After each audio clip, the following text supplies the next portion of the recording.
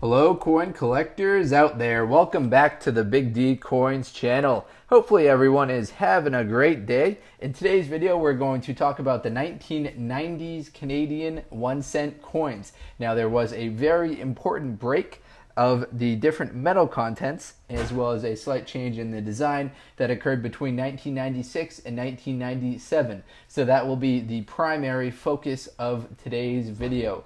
Now I noticed that my 1960s Canadian 1-cent coin video seemed to do pretty well, got a lot of nice feedback on that. At the time of recording this, have about 18 comments, so people are generally pretty happy with that video. So I decided I'd pick a new decade to make a Canadian 1-cent coin video about, and want to focus in on an important transitional year, so that's why I settled on the 1990s.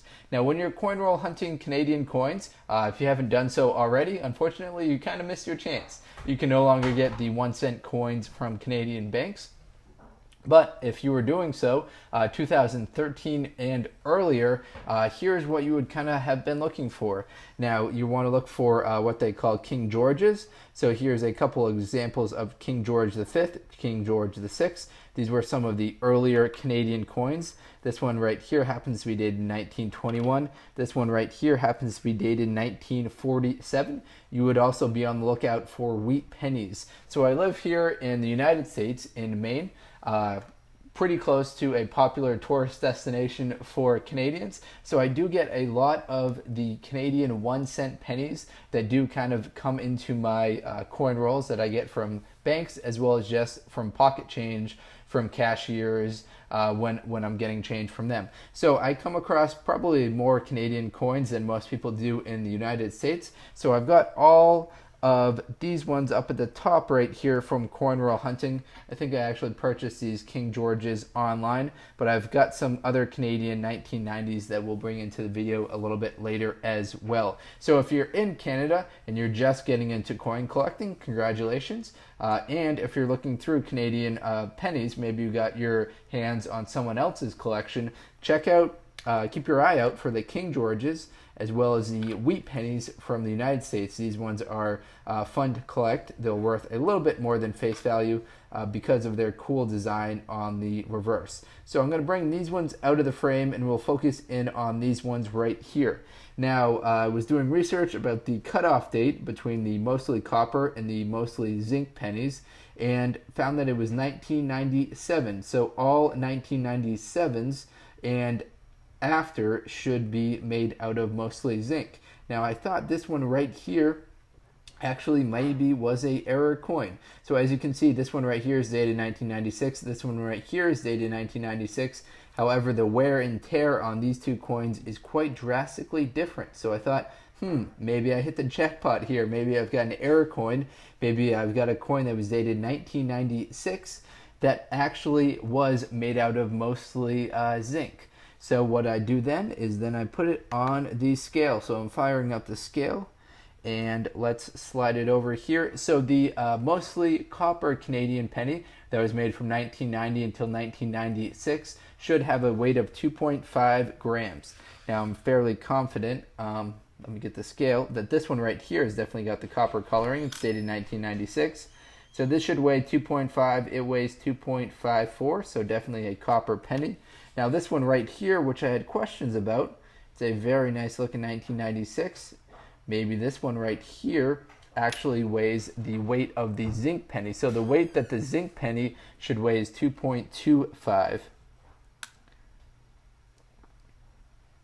Unfortunately, it's right on the money at 2.49. So this is definitely a mostly copper penny, so it didn't hit the jackpot. But let me back up and talk a little bit more about the actual metal contents of these coins, and then we'll get into the mintages, and that will help kind of explain why 1990 is the hardest year to find and 1999 are so abundant.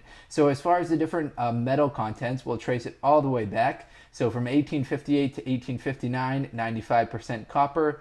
from 1867 to 1941, 95.5% copper, and then they decreased the tin, increased the zinc a little bit, and then from 1942 until 1977, 98% copper, then from 78 till 96, 98% copper, and then from 97 until 98, 98.4% zinc. So Canada did change up their metal contents quite a lot, but the real key cutoff date is that of 1996. If you get one that's from 1996 and earlier, it will have at least 95% copper in it.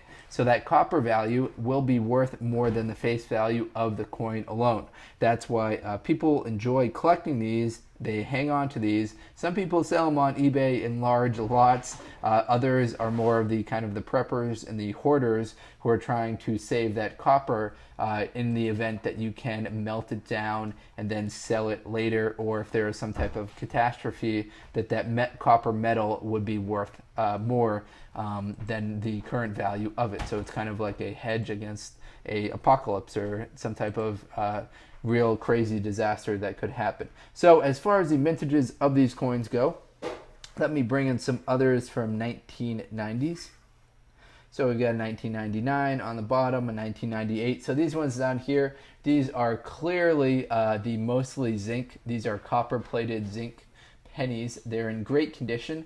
Part of that is because of that copper plated zinc. They've got a much shinier design to them. Also, another key design difference that you'll notice between the 96 and the 1999 is the one on the top is actually a 12-sided coin. So that's what's called Dodge Tagnagel. Hopefully I said that right. I always struggle with that word, Dodge Tagnagel coin. So that's a 12-sided coin. Then the coin down here is definitely round. So this is just your standard round coin. This one's going to be mostly zinc. It's going to be a copper-plated zinc, so it doesn't look too much different. But the core metal is a much less expensive metal content to make. So as far as the vintages go, the most rare year in the 1990s is going to be the year 1990. There are only 218 million made. The most common year, that will be the last year, so that's pretty interesting. Kind of it bookends the 1990s with the least common year and the highest most produced year. The highest most produced year, 1990. Any guesses on how many were made in that year? If you guessed over a billion, you were correct. There were 1,089,625,000 of these 1999s produced. So if you've got a 1999, unfortunately, it's not going to be rare. Unfortunately, it also doesn't have any copper to it. So you might want to just toss that back into circulation, give it to someone you know who's trying to build a set registry of Canadian coins, or do whatever with it you please. But you're much more likely to hang on to these 1996s. So 1996 and earlier, again, I've said it a few times on the video so far, that's going to be 98% copper. All right, I think I got my point across as far as the cutoff between the copper and the zinc, the copper-plated zinc coins for the Canadian coins.